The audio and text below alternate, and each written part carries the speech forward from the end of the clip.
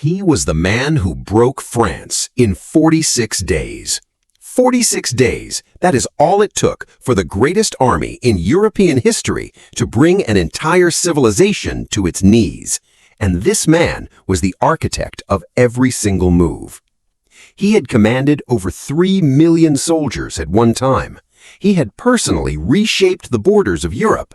He wore a baton encrusted with real diamonds, a symbol that in the entire German military no one outranked him. No one. Kings received him, presidents feared him. Adolf Hitler himself called him the greatest general in the German army. He was not just a soldier, he was the most powerful military mind alive on the face of the earth.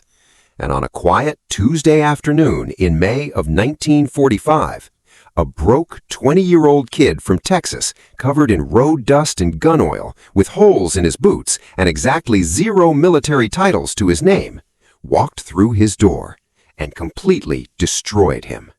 Not with a bullet, not with a bomb, with something far more devastating. Picture the scene, a grand Alpine medical resort. Crystal chandeliers, polished floors, the smell of pine wood and expensive cologne drifting through vaulted hallways. Outside the tall windows, the snow-capped peaks of Bavaria stand like sentinels over a dying empire. Inside, in the largest room, stands an old man in a perfectly pressed uniform, silver buttons down his chest, a knight's cross at his throat, white gloves freshly drawn on, and in his right hand his diamond baton, the most powerful symbol in the entire German military. He has been waiting for this moment. He has rehearsed it. He knows the Americans are coming. He can hear the distant rumble of their jeep engines bouncing up the mountain road.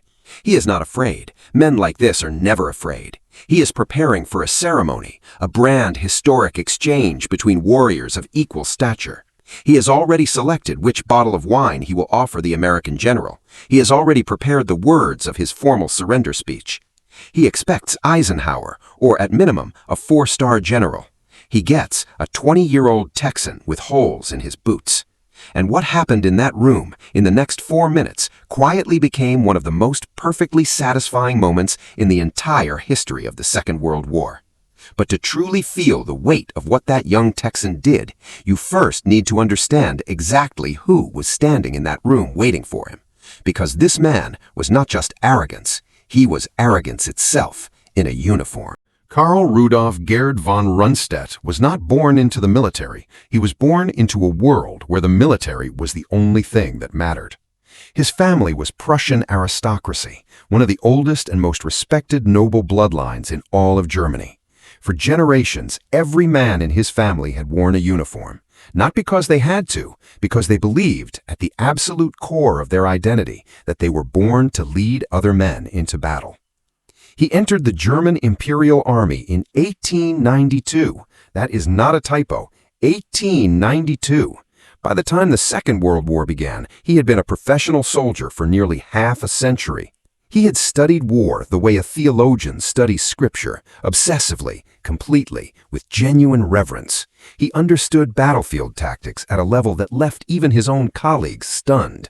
During the First World War, he had risen rapidly through the ranks, earning a reputation as a cold, precise, ruthlessly effective commander. Not reckless, not flashy, precise. Every movement calculated, every decision weighed and measured. Between the wars, while younger officers jockeyed for position and political favor, von Rundstedt studied, he read, he observed, he refined his thinking. By the time Hitler came to power, von Rundstedt was already considered a legend within the German officer corps. He personally disagreed with many of Hitler's political ideas. He was old Prussian nobility, not a fanatical Nazi. But he served, because to him, service to Germany was not a political act, it was a sacred obligation of blood. In September 1939, he commanded Army Group South during the invasion of Poland. The campaign lasted 27 days. Poland, a proud nation with a significant military, collapsed in less than a month. But Poland was only the opening act. What came next turned von Rundstedt into a legend that echoes through military history to this day. France, May 1940. The French military was considered by most military analysts to be the finest land force in Europe. They had the Maginot Line, a seemingly impenetrable wall of fortifications stretching along the French-German border. They had hundreds of tanks. They had the British Expeditionary Force alongside them. They had every reason to feel secure. Von Rundstedt, commanding Army Group A, executed what became known as the Sickle Cut, a devastating, unexpected armored thrust through the Ardennes forest, a region every military expert had declared impassable for tanks. It was not impassable. It was unguarded.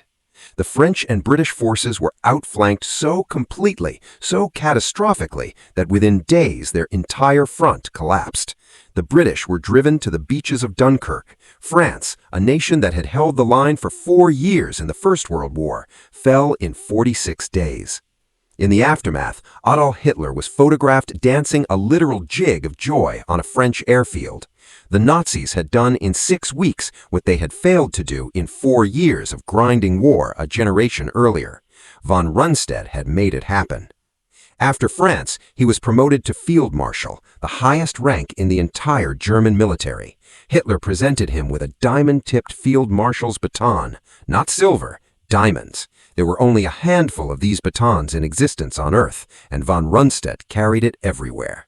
He was not just the highest-ranking officer in Germany. He was, by the evidence of his record, arguably the most effective military commander alive on Earth, and he knew it. God, did he know it. At this moment in the war, May 1940, did you know that France fell in only 46 days?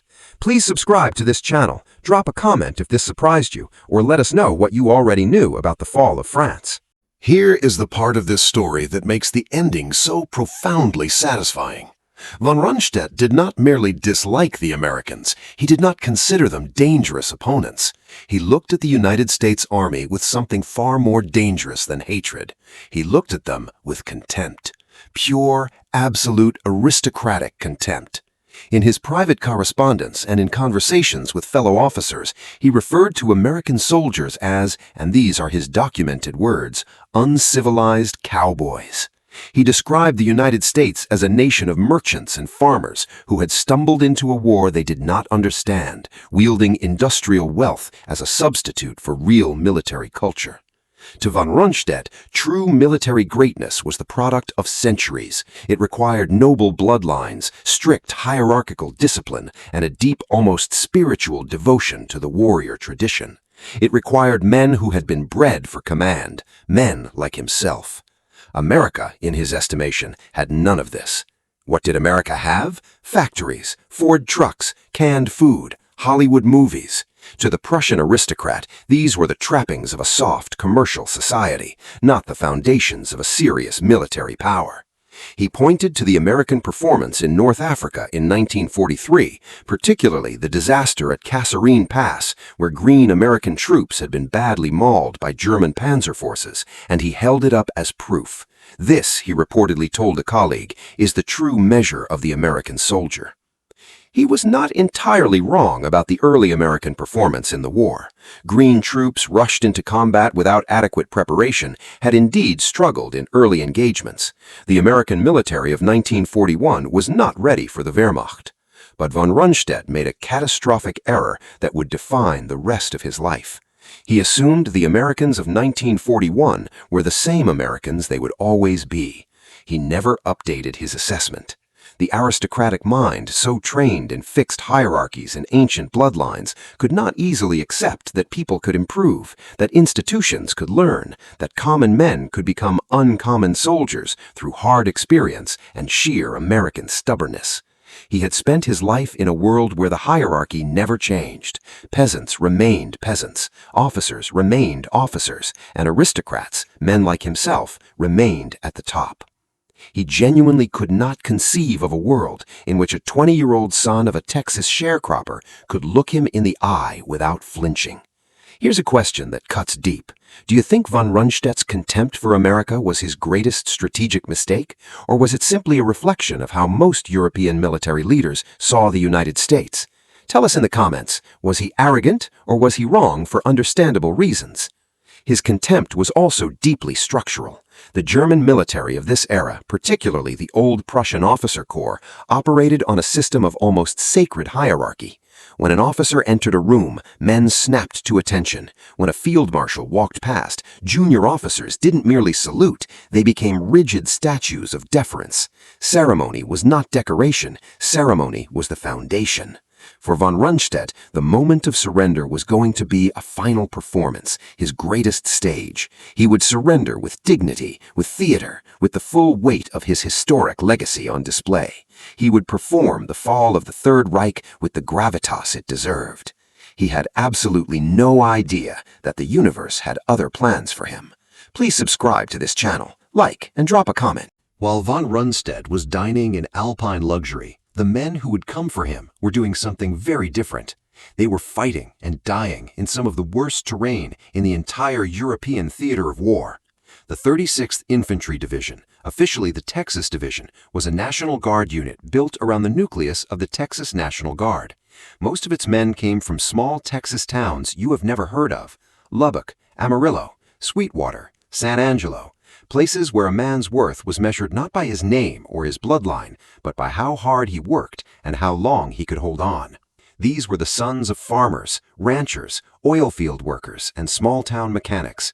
Many of them had grown up during the Great Depression. They knew real poverty, real scarcity, real hardship in a way that no Prussian aristocrat could have imagined. They had stood in bread lines. They had watched their fathers lose farms. They had gone to bed hungry more nights than they could count. And then, when their country called them, they answered. Not with fanfare, not with ceremony. They packed their bags and they went.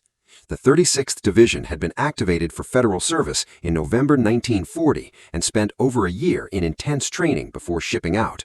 Their first major combat was the invasion of Italy at Salerno in September 1943, and it nearly destroyed them. The Salerno landing was one of the bloodiest American operations of the entire war. German forces had anticipated an Allied landing in the area and prepared devastating defensive positions. American troops who hit those beaches faced withering fire the moment their landing craft dropped their ramps. Men from Texas and Oklahoma died in Italian surf before they ever set foot on European soil. But the 36th Division did not break. It bled badly, and it held. What followed was over a year of the most brutal, grinding, demoralizing combat imaginable. The Italian campaign was not the fast, sweeping armored advance that had characterized von Rundstedt's greatest victories. It was slow, wet, cold, mountain by mountain, house by house combat that wore men to their absolute core. The 36th Division fought through Monte Cassino. They crossed the Rapido River, a crossing so catastrophically costly that Congress later launched a formal investigation into whether their commanding general had sent them to their deaths needlessly. They clawed through the Gothic line. They froze in the Apennines. By the time they were pulled out of Italy and redirected to the invasion of southern France in August 1944, the men of the 36th were no longer green soldiers. They were some of the most combat-experienced troops in the entire Allied force. They had learned war the hardest possible way. After the landings in southern France, the 36th drove north with the 7th Army through eastern France, into Alsace, and eventually across the Rhine River and into Germany itself. Their boots were worn through, their uniforms were stiff with dried mud and engine grease. Many of them had not slept in a proper bed in months. They had lost friends, brothers in the truest sense, to this war. They were exhausted in a way that went beyond the physical, a deep cellular tiredness that only men who have seen real combat ever know. And they were still moving, still fighting, still doing the job. They did not think of themselves as heroes. They did not think of themselves as historic figures. They were just guys who wanted to finish this thing and go home. One of these men was Lieutenant Joseph Burke, 20 years old, from New York City, attached to the 36th through the fluid reassignments of a military machine at war. He had crossed the Atlantic as a replacement officer, one of the tens of thousands of young American men who had been processed, trained, shipped, and assigned without ceremony or fanfare. He had no particular fame, no particular story that anyone had written down. He was simply a young man doing his job. On the afternoon of May 1st, 1945, his job was to lead a small patrol into the town of Bad Tölz, Bavaria, before, and investigate reports of high-ranking personnel at a local medical facility and handle whatever he found there. He had no idea what he was about to walk into. Think about this. The men of the 36th Division survived Salerno, the Rapido River, Monte Cassino, southern France, and the Rhine crossing before this moment. Which battle do you think was the hardest? Like and subscribe to get unlimited updates to the best World War II stories. Drop the name of the battle you think was the worst in the comments. Let's see which one our viewers choose. By the spring of 1945, the Third Reich was not merely losing the war, it was disintegrating. From the east, the Soviet Red Army, more than 2 million men, was grinding through eastern Germany in a campaign of devastating ferocity. From the west, American, British, Canadian, and French forces had crossed the Rhine and were fanning out through the German heartland at speed. The German military was collapsing in real time. Units that had once been elite, disciplined fighting forces were now fragmented remnants, exhausted men with no ammunition, no fuel, no clear orders, and no hope. Von Rundstedt had been at the center of this disintegration. He had commanded Army Group West, the entire German defensive effort on the Western Front, multiple times throughout the war. He'd been fired by Hitler twice and reinstated twice as the Führer's faith in him oscillated with the fortunes of battle. His last major campaign had been the Battle of the Bulge in December 1944, Hitler's desperate all-or-nothing offensive through the Ardennes forest in Belgium. Von Rundstedt had opposed the plan, considering it strategically reckless. Hitler had overruled him. The offensive had achieved initial surprise, had driven deeply into Allied lines, had caused genuine panic in American headquarters, and then had been stopped, turned, and driven back by a combination of American tenacity, Allied air power, and the fundamental reality that Germany simply did not have the resources to sustain such an attack. The Bulge failed, and with it the last realistic German hope for any kind of negotiated peace. By March 1945, von Rundstedt had been relieved of command for the final time. Hitler, frustrated by what he saw as defeatism in his senior generals, had replaced him. Von Rundstedt was 69 years old. He was suffering from arthritis and heart problems. He'd given 50 years of his life to the German military, and now he had been cast aside by the very regime he had served. He retreated to Bad Tölz, Bavaria, a quiet Alpine resort town south of Munich, famous for its clean mountain air and thermal springs. He checked himself and his wife into a medical facility there, partly for genuine health reasons and partly because Bad Tölz was a pleasant place to wait for the inevitable. He knew the Americans were coming. Everyone knew. But even now, even in the final hours of the Reich, with the entire edifice crashing down around him, he could not quite bring himself to abandon the belief that his rank and his legend would protect him from the indignities of ordinary surrender. He was wrong. He had never been more wrong about anything in his life. Here's a question worth sitting with. Von Rundstedt privately opposed Hitler's riskiest decisions, including the Battle of the Bulge, but he kept serving anyway. Does that make him a professional soldier doing his duty, or does it make him morally responsible for what the Reich did? Leave your verdict in the comments. Subscribe to this channel. It doesn't take more than a second. On the afternoon of May 1st, 1945, the same day by remarkable coincidence that the German state radio announced Adolf Hitler's death in Berlin, a small column of American vehicles rolled into the quiet cobblestone streets of Bad Tölz. Lieutenant Burke's patrol had received intelligence that a senior German officer was at the local medical facility. The report did not specify who. In the chaos of a collapsing front, thousands of German officers were surrendering every day. There was nothing to suggest this would be different from any other administrative detail. Burke parked the jeeps on the street outside the grand building and led his small group of enlisted men inside. The facility was elegant by any standard, polished floors, high ceilings, the kind of architecture that announced wealth and permanence. German medical staff watched nervously as the Americans walked through the halls. No one resisted. There was nothing to resist for. An aide led Burke to the main room. He pushed open the heavy doors, and there he was, Field Marshal Gerd von Rundstedt, highest-ranking officer in the entire German military, commander of the fall of France, architect of the greatest German military victories of the Second World War. Standing in the center of the room, ramrod straight in a perfectly pressed field gray uniform, silver buttons aligned with mathematical precision, the Knight's Cross with oak leaves at his throat, white gloves on both hands, and in his right hand, held slightly forward, the diamond-tipped Field Marshal's baton.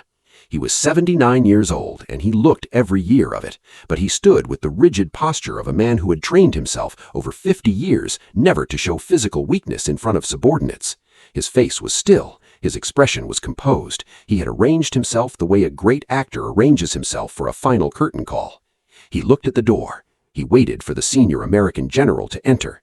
Instead, in walked a young man in a dusty field jacket who looked like he might have been a college sophomore if the war hadn't interrupted his life. Burke looked at the old man in the center of the room for a moment. His eyes registered the uniform, the medals, the baton. His brain processed, this is a senior German officer. He didn't snap to attention. He didn't salute. He walked forward in the matter-of-fact way a man walks toward a task that needs to get done. Through the patrol's interpreter, he politely asked the man to identify himself. Von Rundstedt's posture stiffened further, though one would not have thought that physically possible. He stated his full name and rank with crisp formality. Marshal Gerd von Rundstedt, commander of the German army. He extended the baton slightly. He waited. Burke nodded once. There was no speech, no formal exchange of words between officers, no wine, no ceremony. Through the interpreter, Burke told him simply he was a prisoner of the United States Army. He should gather his personal effects and his coat. They were leaving now. The silence that followed lasted perhaps 3 seconds.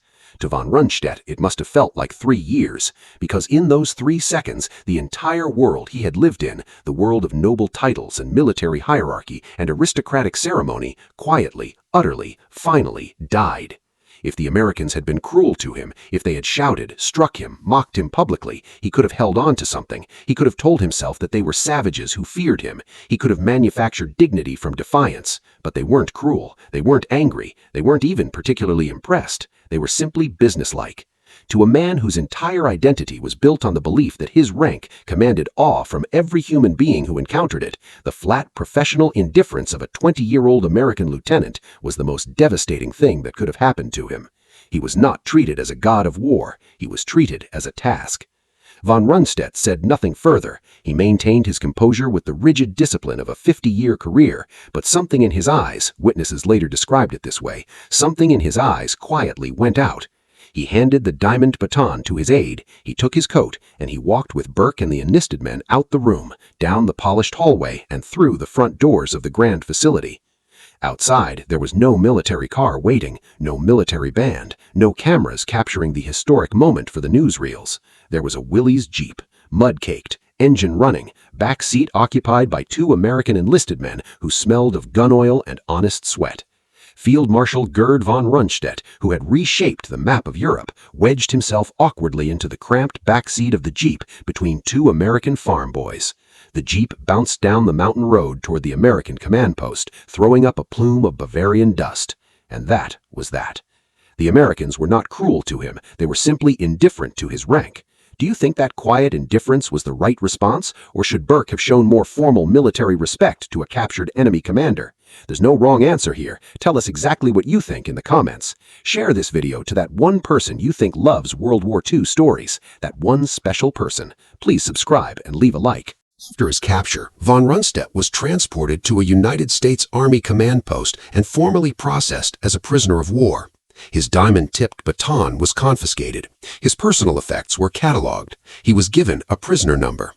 He was sent first to Camp Ashcan, a top-secret American holding facility in Luxembourg that housed the most senior captured German military and political leaders, including Hermann Göring and other figures who would later face the Nuremberg trials.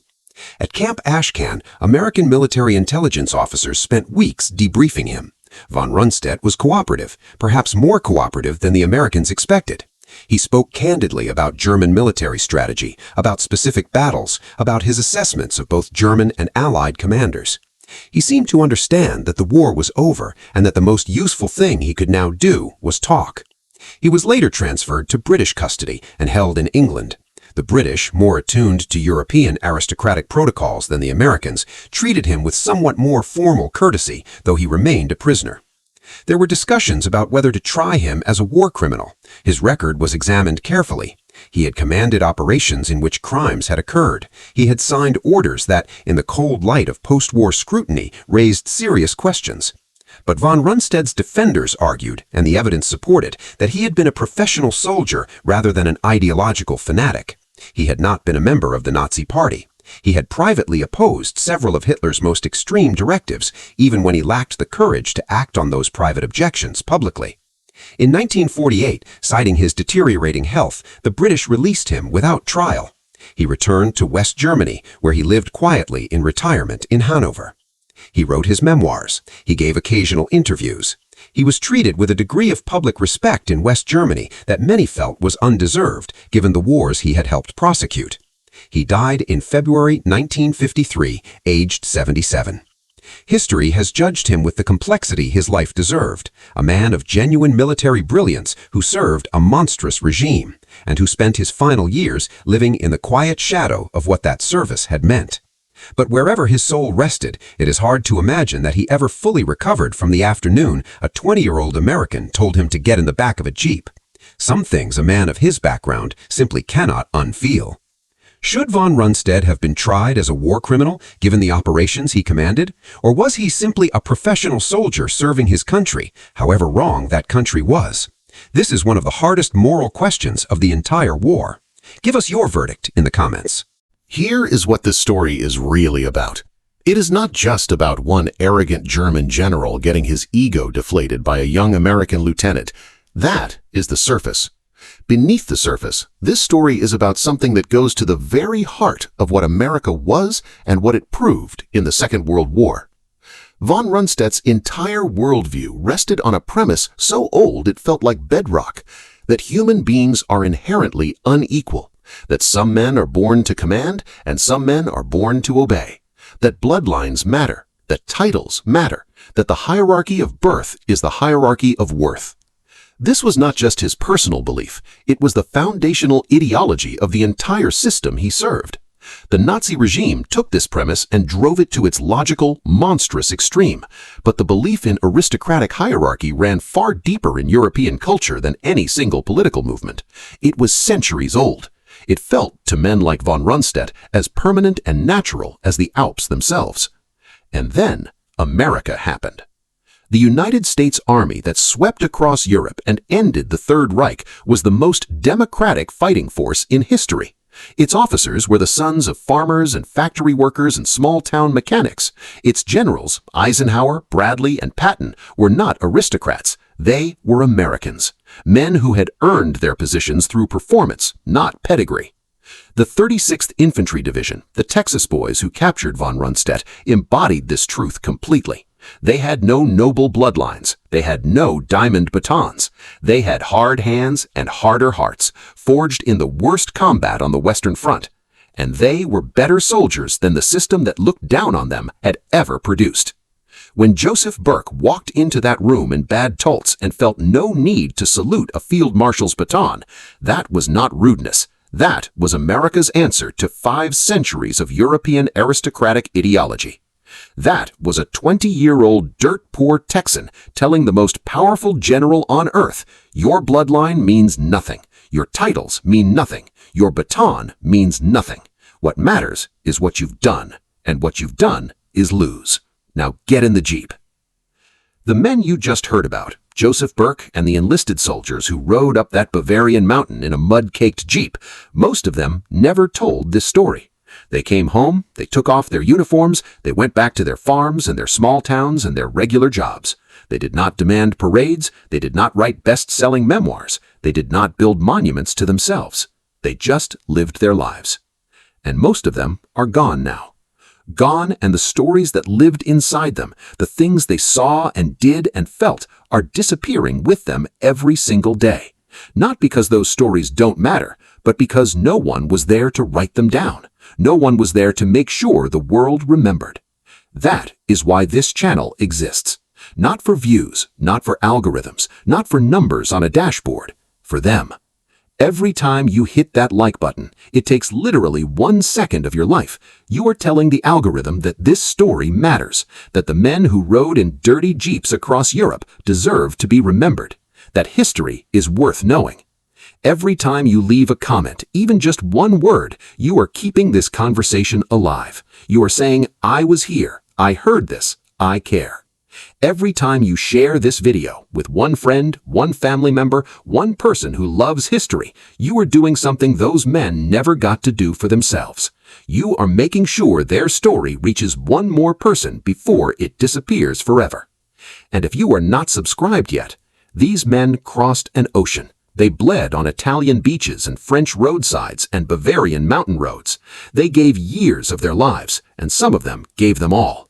The absolute least we can do is press a button, subscribe, turn on the bell, never miss another story. Because these stories deserve to be heard, and the men who lived them deserve to be remembered. We will see you in the next one.